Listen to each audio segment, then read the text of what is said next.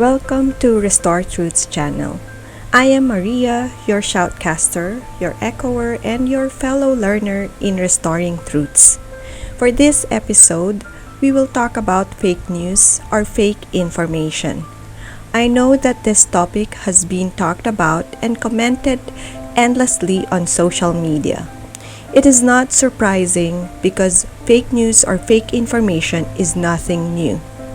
It is not only today that we have this tool that is being hammered down to us, the public. Fake news and fake information has been presented decades ago, throughout history and since ancient past. This has been used by the powerful, strong, rich, and influential in the society.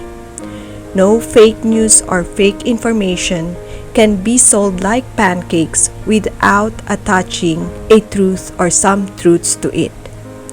If this is not done, fake news or fake information will be identified easily and will be corrected right away or even curbed to its core.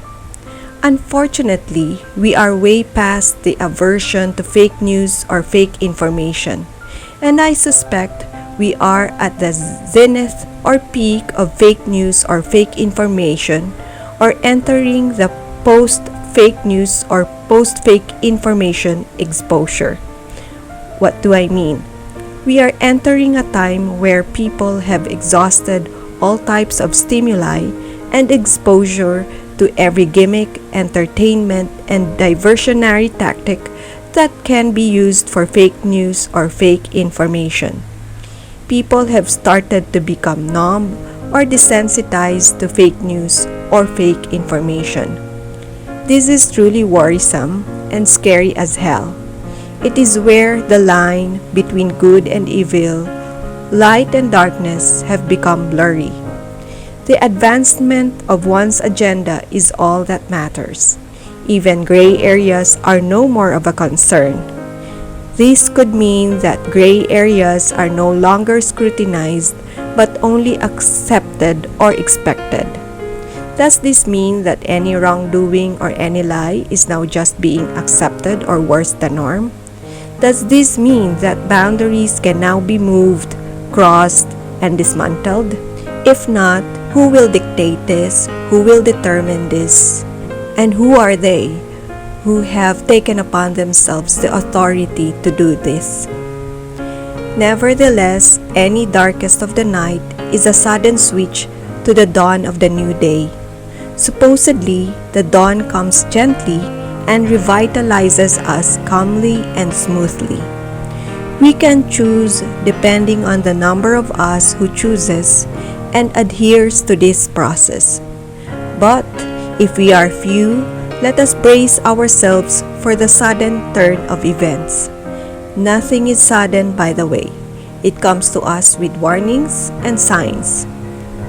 If only we would consider. For those who don't, it is their choice.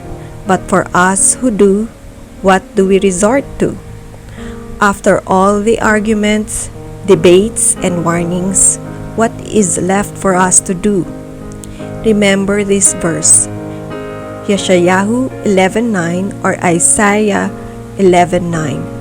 They shall neither harm nor destroy on all my holy mount, for the land shall be full of knowledge of the Hashem or of the Lord as water covers the seabed.